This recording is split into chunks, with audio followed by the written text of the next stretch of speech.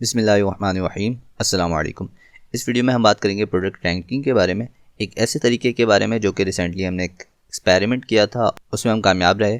वैसे तो बहुत से तरीके हैं प्रोडक्ट रैंकिंग के बारे में, लेकिन ये एक ऐसा तरीका है जिसमें बहुत ज़्यादा कोई मेहनत नहीं लगती, कोई पैसा नहीं लगता, और सबसे इम्पॉर्टेंट चीज़ ये है कि दराज की पॉलिसी कोई वायलेट नहीं हो रही होती। इसके अलावा इसमें जो अहम चीज़ है वो थोड़ा सा ये है कि ये ओवरनाइट नहीं हो सकता, ये थोड़ा सा टाइम कंज्यूमिंग है, इसमें आपको थोड़ा सा पेशेंस चाहिए, लेकिन एट द एंड आप प्रोडक्ट जो है रैंक होगी और काफ़ी लंबे अरसे के लिए रैंक रहेगी। इसके लिए आपने सबसे पहले ये करना है कि सबसे पहले आप अपने प्रोडक्ट की जो लिस्टिंग है उसको ऑप्टिमाइज़ कर लें। इस बारे में हमारे इस चैनल पे वीडियो मौजूद है कि किस किस तरह से आप अपने प्रोडक्ट की लिस्टिंग को ऑप्टिमाइज़ कर सकते हैं, उसकी एसईओ किस तरह से कर सकते हैं। लेकिन प्रोडक्ट रैंकिंग के लिए सिर्फ एसईओ काफ़ी नहीं होता, क्योंकि ई कॉमर्स के जितने भी प्लेटफॉर्म्स हैं उसमें एक अहम रोल सेल्स वॉल्यूम का होता है। और सेल्स वॉल्यूम कहते हैं कि आपको पर डे कितने ऑर्डर्स मिल रहे हैं, उसी हिसाब से आपके प्रोडक्ट की रैंकिंग हो रही होती है।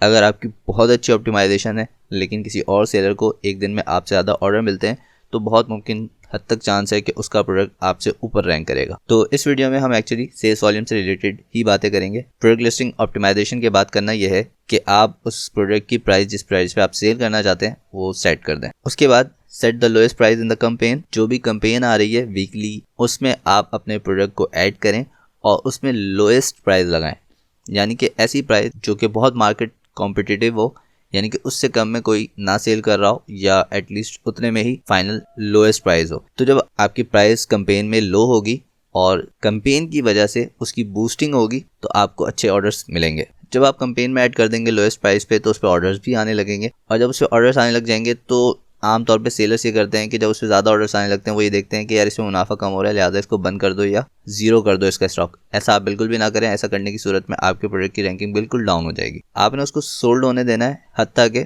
वो पूरी कैंपेन ख़त्म हो जाए। इसीलिए आपसे पहले कहा है कि आपने लोएस्ट प्राइस लगानी है, लेकिन वो प्राइस ऐसी हो जिस पर आपको नुकसान ना हो रहा हो, या तो पैसे बराबर हो जाते हो या फिर थोड़ा बहुत प्रॉफिट बच जाता हो। तो आप उसको सेल होने देंगे यहाँ तक कि आप फ्लैश सेल का जो क्राइटेरिया है वो फुलफ़िल कर लेंगे। फ्लैश सेल के क्राइटेरिया में आमतौर पे ये देखा गया है कि वो ये कहते हैं कि एटलीस्ट 30 सेल्स पर मंथ एक प्रोडक्ट पे आएगी तो वो प्रोडक्ट जो है फ्लैश सेल के लिए एलिजिबल किया जाएगा। तो एटलीस्ट आपने कोशिश करनी है कि उस पर 30 ऑर्डर्स आ जाएं। उसके बाद भी दूसरे जो कैंपेन्स आ रहे होंगे उसी महीने में आपने सब पे लगाना है। तो इस तरह आपका प्रोडक्ट जो है हर कैंपेन में जाने के बाद बूस्ट होता चला जाएगा और 30 ऑर्डर्स आप मंथ में गेन करने में कामयाब हो जाएंगे। अब जब आपका प्रोडक्ट फ्लैश सेल के लिए एलिजिबल हो जाएगा तो फ्लैश सेल जैसे ही आपको मिलती है तो अब यहाँ पे असल गेम शुरू होता है। क्योंकि आपने पिछले दिनों लोएस्ट प्राइस पे कैंपेन में प्रोडक्ट्स ऐड की होंगी, लिहाजा आपको जो लोएस्ट प्राइस होगी उससे भी कम प्राइस पे आपने फ्लैश सेल में लगाना पड़ेगा। ये क्योंकि क्राइटेरिया है फ्लैश सेल का, जो भी लोएस्ट प्राइस रही होगी पिछले महीनों आपको उससे कम प्राइस में फ्लैश सेल में लगाने की इजाज़त होती है। लिहाजा आपने यहाँ पे लगा देना है, लेकिन आप यहाँ पे क्वांटिटी कम रखें, 5-10, यानी कि यहाँ पे आपको लॉस तो होगा लेकिन आप क्वांटिटी कम रख के इसको बराबर कर लें, यानी कि 10 क्वांटिटी लगा दें, 15 क्वांटिटी लगा दें और सेल होने दें। आपकी प्रोडक्ट सेल हो जाएगी। सेल से हटने के बाद आपकी प्रोडक्ट जो है वो किसी हद तक रैंक हो चुकी होगी, तो उस पर ऑर्डर्स आने लगेंगे और आपका प्रोडक्ट अच्छा है और आपके प्रोडक्ट की सेल्स की वजह से उस पर अच्छी रेटिंग आ गई है, तो बहुत मुमकिन है कि वो उसी दौरान रैंक हो चुका हो। अदरवाइज अगर नंबर 1 पे रैंक नहीं भी हो रहा है तो वो कहीं ना कहीं करीब करीब रैंक हो चुका होता है। उसके बाद पहली फ्लैश सेल के बाद आपने उस प्रोडक्ट को किसी भी कैंपेन में ऐड नहीं करना, क्योंकि अब अगर आप दोबारा से कैंपेन में ऐड करते हैं तो फिर वो लोएस्ट प्राइस पे चला जाएगा और इस तरह आपको बार बार लोएस्ट से भी कम में फ्लैश सेल में ऐड करना पड़ेगा। ऐसी सूरत में आप नुकसान उठा सकते हैं। तो अब आप जब इस प्रोडक्ट को कैंपेन में ऐड नहीं करेंगे, बल्कि आपने करना यह है कि आप दूसरे प्रोडक्ट्स को कैंपेन्स में ऐड करें, क्योंकि फ्लैश सेल के क्राइटेरिया में ये बात भी शामिल है कि आपको कोई ना कोई कैंपेन लास्ट वीक में ज्वाइन करनी होती है, जिसकी वजह से आपको वो एलिजिबल समझते हैं फ्लैश सेल के लिए। लिहाजा इस प्रोडक्ट के अलावा किसी प्रोडक्ट को आपने दीगर कैंपेन्स में ऐड करना है। अब क्योंकि फ्लैश सेल में अपेयर होने की वजह से उससे सेल मिली है, उसके अलावा कैंपेन्स में ऐड होने की वजह से सेल मिली है, तो अगली फ्लैश सेल जो आएगी, जो कि हफ्ते 1.5-2 हफ्ते के अंदर दोबारा आ जाती है नॉर्मल डेज में, तो उसमें भी आपका ये प्रोडक्ट एलिजिबल होगा। आपने दोबारा से फ्लैश सेल में ऐड करना है, जहाँ पे भी आपको लोएस्ट प्राइस से कम में लगाना पड़ेगा, तो आप यहाँ पे भी कम क्वांटिटी में लगाएं और उसके बाद आने वाली फ्लैश सेल्स में आहिस्ता आहिस्ता वो क्वांटिटी इंक्रीज़ करते जाएं। और उसके अलावा क्योंकि आप कैंपेन में ऐड नहीं कर रहे होंगे, लिहाजा आपकी जो लोएस्ट प्राइस है वो बढ़ के वापस आपकी असल प्राइस पे आ जाएगी, जो आपने स्पेशल प्राइस रखी होगी। उस स्पेशल प्राइस पे आने के बाद आपको जो डिस्काउंट देना पड़ेगा वो इतना ज़्यादा नहीं देना पड़ेगा, जिसकी वजह से आपको